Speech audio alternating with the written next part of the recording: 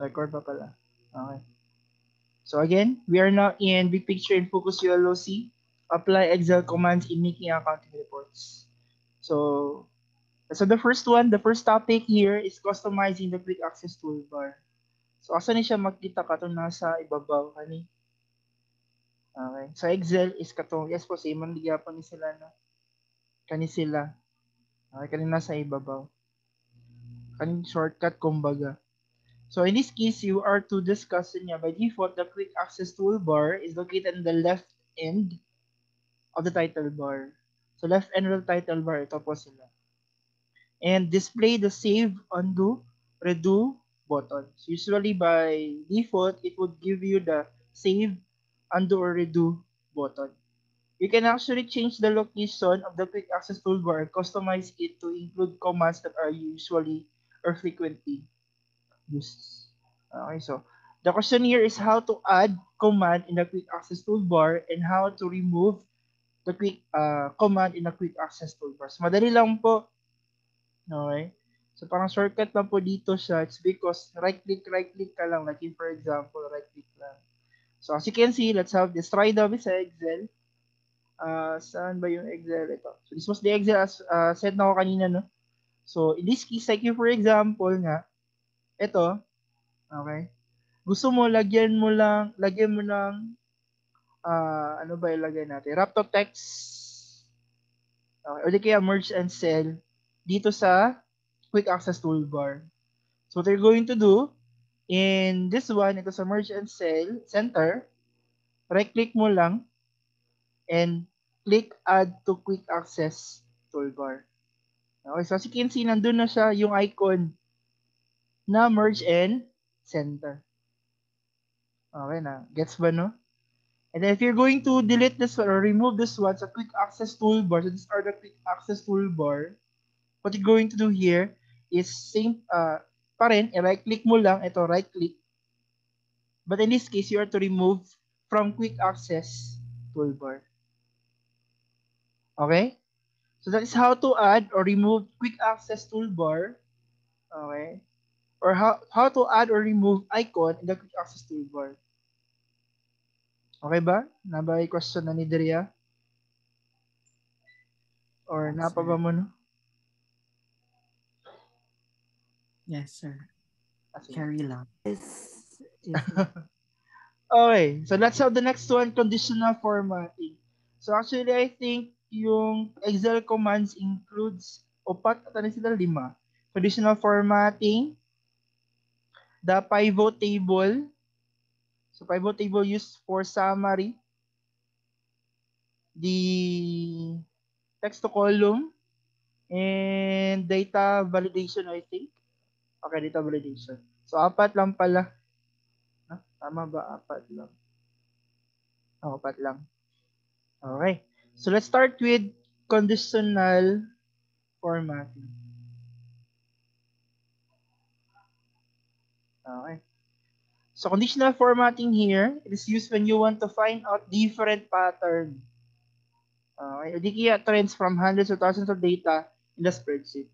So usually ginagamit na ko ni siya kana ganing magtan-aw ko kung naay nabagsak ba nga grado.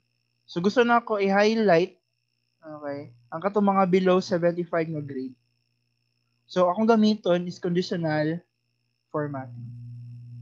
So it allows you to automatically apply cell formatting such as fill, font colors, even icons, and even bars. Okay? So let's have this one daw, try daw natin. Okay? So open Excel command, XLS. So I have said this to you kanina po. So select conditional formatting. Okay? So saan ba yung XLS? Ito. Okay. So like if for example, I want to check here, okay, sino dito yung mga students below 80 na grades? So pwede naman po siya manumanuhan ni mo na kay student 4, student 5, o di kaya C12, ayan, yan, pag ginabagsak yan nila yung then 17 at saka 18. So what you're going to do here, syempre, kanina 20 lang yun, pero usually students in UM, mga 40 or 50 na sila. So what you're going to do is you are to highlight this one. Ito. Highlight nyo ito. And then, after highlighting this one, okay, click mo yung conditional formatting. Saan ba yung conditional formatting? Nasa home tab. Okay. Nandito. Ayan, conditional formatting. And I want to highlight highlight cell rule, which is ano nga yung condition natin? It must be less than 80. Kumbaga yung mga below 80 na grades. So, less than. So, ang ating condition is less than 80. It would pop up you this one and lalagyan mo lang ng less than, or shall we say, 80 na lang. So, what you're going to do here is, if makita siyang less than 80, highlight niya down, light red fill with dark red text. So, click nyo lang yung, okay. So, as you can see, makikita ko dito kung sino yung mga students who have less than, okay, less than 80 na grades. Student 4, student 5, 12, 17, at saka 18. So, as you can see, yun nga, this is used to identify differences. Okay. So, nakita na ba niyo yung conditional formatting? Pwede po daw, Yes. sige, po. So, unsay gamit po dani niya, pwede po, aside from red fill text, pwede daw ka mo gamit o so, gingon sa inyong module gani, ang gingon niya diri pwede po daw bars. Okay, data bars. Pwede po flags or icon.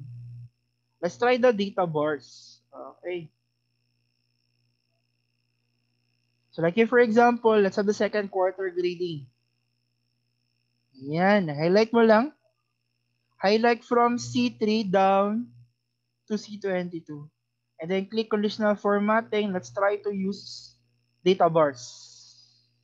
Okay. Click nyo lang. Let's try yung una, blue. So it will provide you this one. Depende sa inyo ano yung gusto nyo. It may be highlight. Usually, kanina man akong ginagamit. Highlight lang, red fill text. O di kaya, aside from data bars, you can also use flags icon. So, highlight this one. Ito.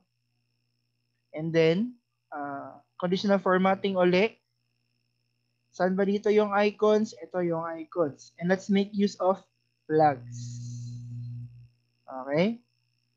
So, yung green flag signifies good, no? Okay, excellent yung student. Yung red naman is medyo parang warning na gid siya. Ay, mo sa warning, danger na gid siya, no? And then, pag yellow is a warning. So, as you can see here, okay, yung mga line of 9, meron silang green flags. Pag abot sa line of 8, okay, meron silang yellow flags.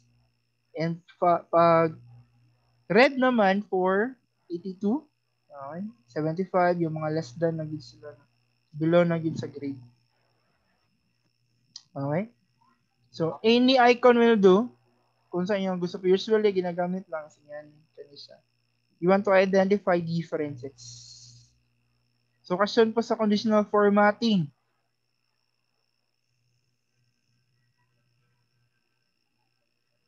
Napamamodera, ano? Wala mo kanya gibiyan, no? Yes, sir. Naapa. Napa, sir. Apo, sir. Salamat sa pagtingog. Okay, so kung wala may question din, let's have text to column. Okay. Di ba remember this one? This was a function. Sige itong function para mo connect og two cells. Di ba concatenate? If you're to connect two cells, concatenate. Di ba concatenate? Yes, sir. How about baliktad na po daw? You want to separate. In this case, di ba, connect niya ang last name mo ang first name. How about daw, if you're going to separate the last name at saka yung first name. So what you're going to do. So here comes text to column. So, balik muna tayo sa theory. Saan ba yun sa... Okay. Nilukso nga ko class, no? Pivot table pa man di ay. Yun na lang, nakaingon naman kong text to column. Okay. So, the purpose of text to column is to separate data into individual columns. So, yung to connect cells, concatenate. If you are using or if you want to separate data in the cell, okay, you are to make use of text to column. Okay, so let's try that. What you're going to do here is you are to separate yung last name at saka yung first name. Okay? Saan ba dito? Ayan. So you have to separate the last name at saka yung first name. So this in A is this is the last name, B naman is the first name. Okay? So what you're going to do is you highlight this one, A2 down to A6. Okay, so ito yung subject matter, kumbaga, mo na ito ang tanggalon o atong i-separate ang last name hanggang first name. So highlight A2 down to A6, A6, and then click data. Okay, data tab. Click mo yung text to column. Ayan, so may pop up na convert text to column wizard. Step 1 of step 3. So as you can see here, okay, it would choose you the file type that best describes your data, delimited or fixed width. So in this case, unsa gani ang separator gani nila gani sa first name hanggang last name. Iba ang comma. Iba ang comma sign. Okay. So what you're going to do, what we're going to click this here class. So delimited. So click mo yung delimited lang. So by default naman yung delimited. Then after clicking delimited, click mo yung next. Then after clicking next, syempre hanapin mo yung separator. Ano nga yung separator ng first name at saka last name? Syempre di comma sign. Hindi yung tab, yung comma. So click mo lang yung comma, check comma, then unclick mo yung tab kanina.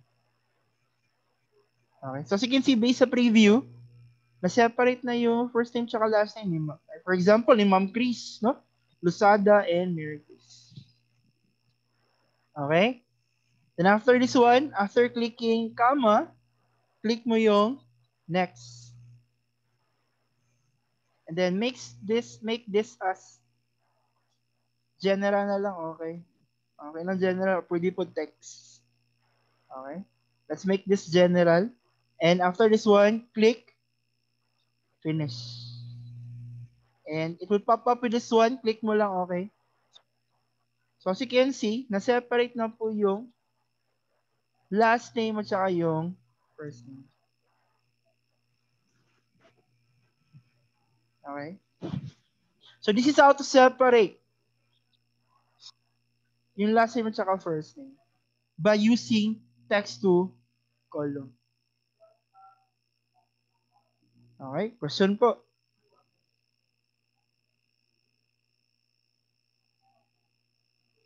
Na-move din. Labi na ako nakasunod na niya.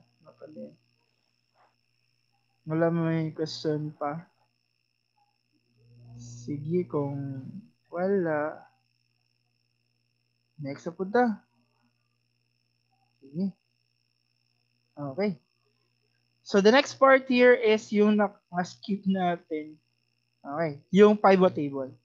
So pivot table, it is the most powerful tool and flexible method data analysis and synthesis available in Excel. Usually, this is you are to make use of, parang gagawa ka ng report.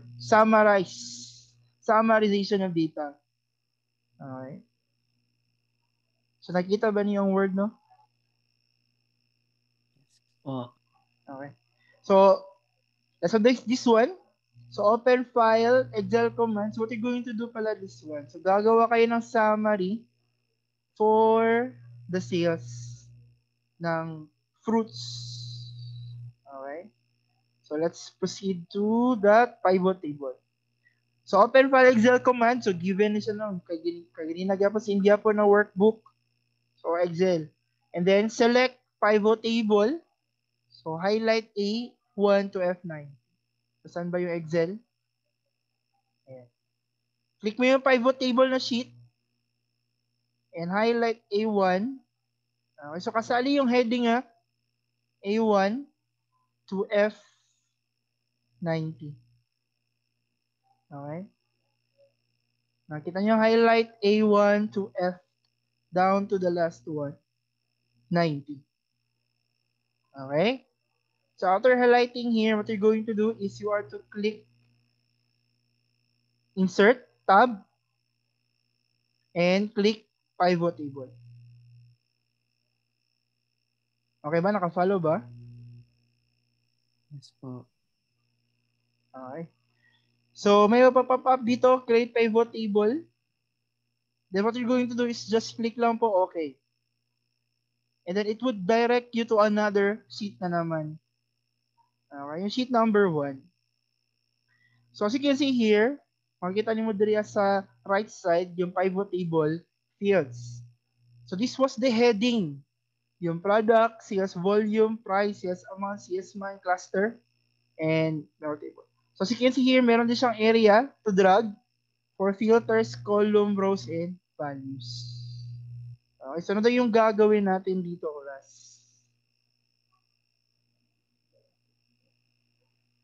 Okay.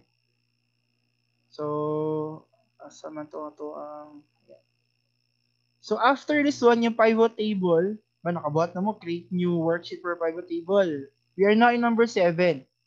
From the list of fields, select product, then drag it to row box. Okay, so dito, sige sa picture, row box. And then yung cluster naman na heading, drag that one to column box. Okay. And sales naman, amount, drag that one to values na box. So yung products, cluster, at saka sum of sales. Okay? Ay, wala na, panitawag natin, sorry. Okay, ayan.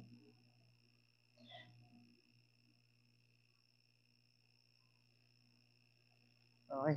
So sa ganito itong i-drag yan, nakalimot na lang kung sa itong i-drag na po dahil. So ang product kay sa rows, then ang columns, ang cluster sa columns, and the amount is a volumes. So ang product sa row, so as you can see, it would summarize all, okay, yung fruits. And then, the cluster sa column, okay, and the amount, the sales amount, click that one, drag down to values. Okay na, nasabtan ba? Sabaw na tabi. So as you can see here, kung sa buhaton na to gani sa rows is i-drag nimo ang product. So click mo yung product, hold, then drag, so bitbito nimo padulong sa rows. Do the same with cluster but sa column. So click cluster, drag that one, press hold, hold mo lang yung ayan. Then put that in column. And then the next one is yung values. So the values naman is yung sales amount. So click mo yung sales amount and then drag, hold, and then drag that one to values. Okay. So as you can see, it summarizes all the fruits and per cluster na sales. Okay, so cluster 1, cluster 2, 3, 4, and 5. And meron siyang sales dito. Okay? Then, how about yung sasabi dito sa number 8, after you have drag the products, the cluster, and even the amount, the next one is you are to drag naman. Ano daw sabi dito sa module ninyo? Drag salesman to row box. Okay? Drag mo salesman to row box. Okay? So, asan ba yung salesman dito? Ayan, salesman. So, how to drag this one? Click, hold, and then drag to rows. So as you can see sa Apple, si John, Luke, Mark, Matthew, meron siyang sales for cluster 1, cluster 2, si Luke naman, cluster 3. So as you can see, it summarizes all the information provided here in the table. Okay? So that is the purpose of pivot table. So this will be used later on sa iyong aging schedule. Sabi sa mga utang, isamaris niyo ang utang ni customer, then gagawa kayo ng aging schedule kung ilang days na ba niya nag-due, okay, or pila na iyang age. Question po sa pivot table, napa ba?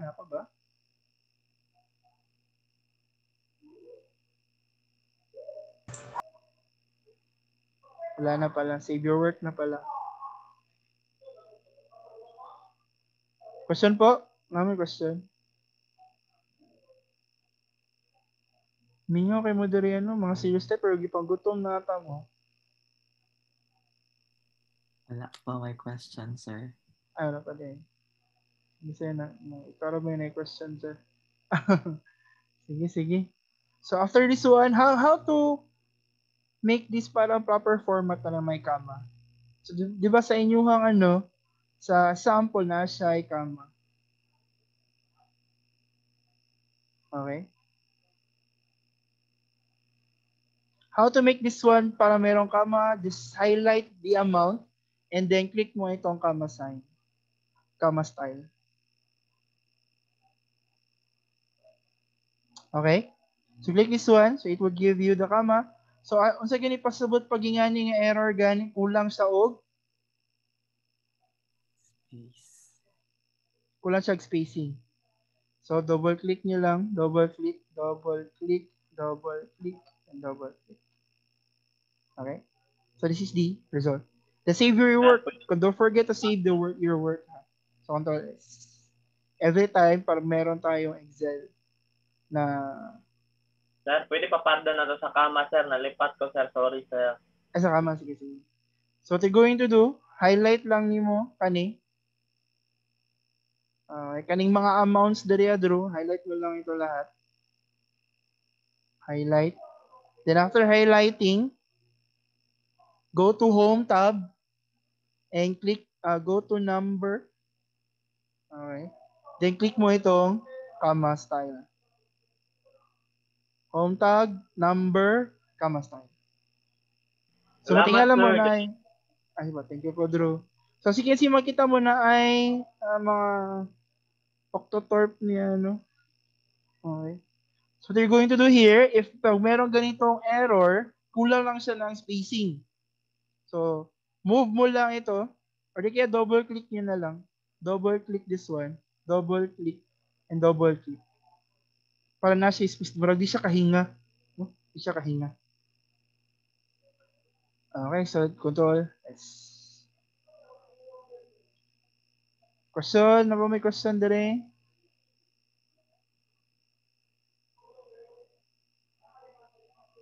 Okay, marag wala naman. Okay. Let's have the last one. Ayan.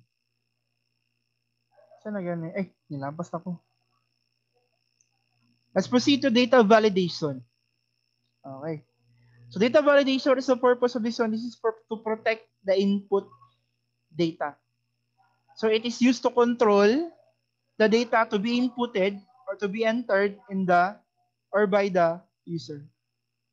Okay, so to protect it, for example, dapat numbers lang diri dapat letters lang diri dapat ang ibutang nimo kay basal list. So nga na, that is data validation. To control the data or values entered in by the users in the Excel. Okay? So open file Excel command. So same pa rin. And then select, this is not text to column, this is data validation. And then highlight A2 to A8. Okay, so asan ba yung data validation natin? Let's proceed to your Excel. Okay, nakita niyo ang data validation dire Ayan.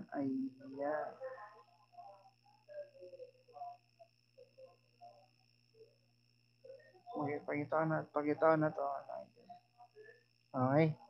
So, here in this case class, what is you are going to control po? Ano pa yung control nyo dito? Dapat yung products is katulang na sa list. So, these are the items dapat kung products diri mao lang ang diri dapat apple, orange, mango, grapes, pomelo, watermelon, pineapple lang. Okay? Dapat ka na lang sila ang ang ma-encode diri sa product. Okay? So what you're going to do here, sabi dito, highlight A2 down to A8. Okay? Highlight A2 down to A8. And then click data. Asa ba yung data? Ayan, data tab. Then click data validation. Okay? Then click mo itong data validation. Ayan, so na diri Then nag-pop up diri and this is data validation na box. And then what you're going to do here,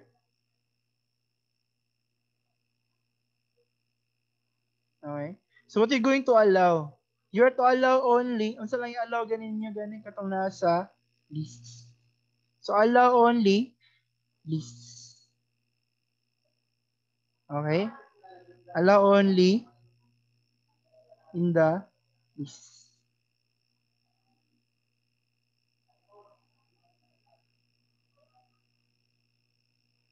Okay?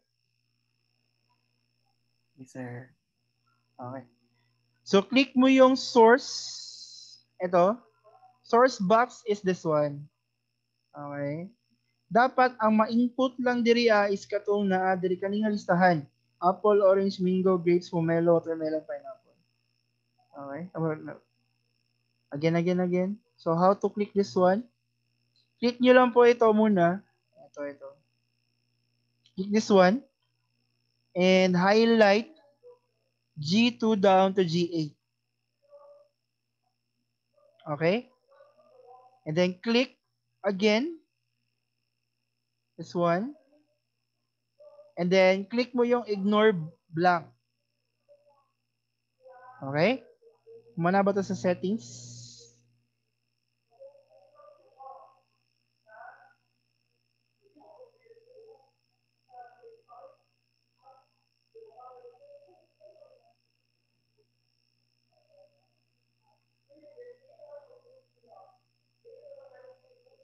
Okay? Nakaka-follow ba? Yes po. Sige. Then click mo yung error alert na tab. Okay. So in this case, ano pala dapat yung error daw? Pag merong in-input nga wala sa list. So lagyan mo lang dito na error sa title. Okay. And then what is your error message? So like, for example, select from the list. Okay? Okay na ba?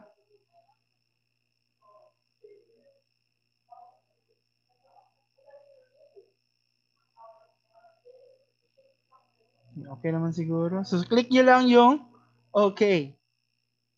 So as you can see here, it will provide you a drop-down list for the items. Okay, so for example, yun ang apples. Ayan, it would, mali pala kasi may S. So as you can see here, pag hindi sa exact words, yun nga, as mentioned here in the items, it would pop up an error message. So cancel mo lang. Okay, so automatic naman din yun na ano sa kuan. Okay. So like for example, once again, if atong input diri ang wala sa list, kasi wala diri ang prutas, ang bayabas, no? So input na to ang guava. So as you can see here, it would not allow you to encode that one in the cell. Okay, so that is to protect, to control. Dapat i-select lang daw nimo or you are to encode lang what was mentioned in the lists. Okay? Okay na ba ito dali Okay, sir. Okay naman si Hierarchy na dito kung kuhan ba laban ng kay Hierarchy.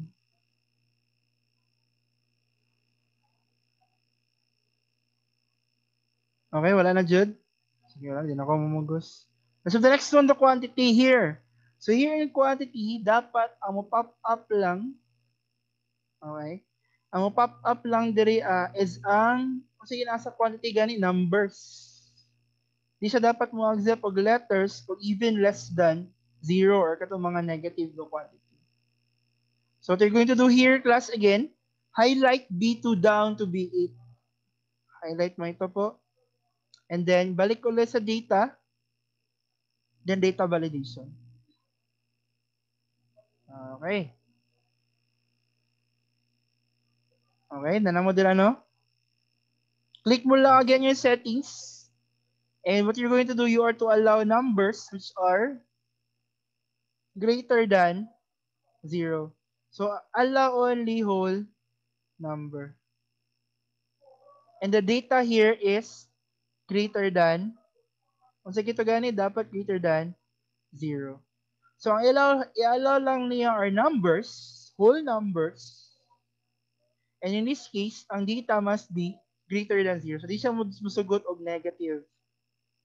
Again, letters. Numbers lang iyang i-consider. Di siya musugot og letters kasi nga whole number.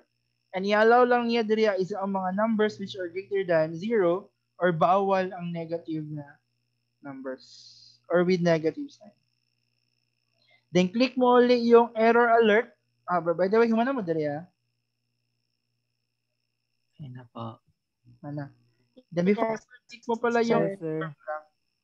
okay, ignore blank. Okay? And then, click mo yung alert. Error alert. So what is the error there? So tumutang nandari, huy. Huy. So the error message, sa tong error message, ano? Use only, input only, whole number. Pwede naman nga na. So input whole number only. Ayan. So click mo lang. Kamo na kayo na bahala kung sa yung error message. Huy, ito ba yung error message? Huy, dapat whole number lang. Kayo na bahala dyan. Then after this one, naman na mo diri Yes po. Then click okay. So let's try kung mag-error ba yun siya. Protected ba yun siya. So here, let's try 1. Okay, i-accept niya ang 1. So 1 as the quantity. How about A? Okay, so may lalabas ng error message. Huy! Ayan, huy. So input whole number only. Okay, how about another one? Negative 1.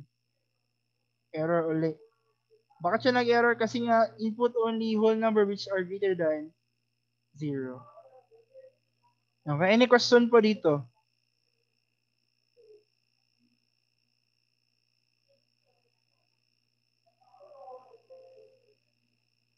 Wala po kayong question? Mga anak sa Ginoo? Wala po man siguro, sir. Wala din. Mga hold mo din di ay sana all? Wala pa, sir. Wala pa. Naaman na. Okay, so once again, so sa recap lang, fast recap po. So we are done with conditional formatting. So conditional formatting to highlight any condition. Yun nga. If you wanted to highlight, like here for example, if your condition is to highlight only grades which are less than 80, or di kaya aside from this one, aside from red fill text, you can also make use of data bars and even flags. Text to column naman is used to separate. Okay. Separate the data in the cell. So in this case, we are to separate the complete name to last name at saka yung first name. So ang opposite na text to column is yung concatenate. Connect na naman. Connect the two cells. The next one is yung pivot table. So this is used to summarize data. Usually for preparation of reports. Okay? So like if for example, ito nga, this was the list provided to you, the data or the transactions of the company, and you wanted to summarize this one into products and even salesman, so gagawa ka ng pivot table and the output is this one. So this is used to summarize data. Then data validation naman, this is to control data. Control data, dapat letters lang, dapat numbers lang. So ayan, dapat it must be included only in the list provided. These are the list provided. Okay? So, any question? Last na ginawa ko na yung question. Any question? Wala na?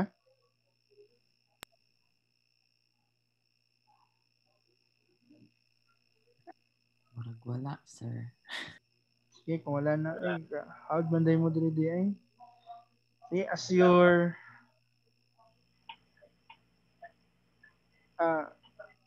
class record, unsa gito isa pa ganing ipabuhat sa inyo ha gani daw?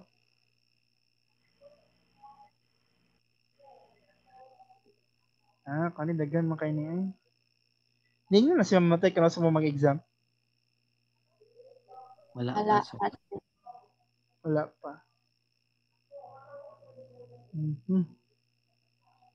Sige, kanilang sanduha. Class record o kaning aging of receivable. Okay, so that's your assignment on Monday. So if you don't have any question na, so thank you very much po for your active participation, no? Sana all active. Then, you may leave na po sa messenger na yun, ni Zoom. Thank you po. Goodbye and God bless. Bye, sir. Thank you, sir. Salamat, sir. I'll be sending the recorded video mamaya. Thank you, sir. Okay, sir. Na-record mo na ko nino? Na-record eh. Tubaan ko. Sige, kaya ako na po i-post. I-post na po na, sa GC ang Dogay Mo Out. Brian Zero. Andrew! Ay, si Andrew gina to i-post dito sa GC. Sige, sir. Ayos po. Ayos po lang tako. Send mo ang file namin sa assignment, sir, no? Okay, send ako niya. Okay po. Thank you, sir. Thank you po. Sir, nakoy message sa mo, sir. Sa-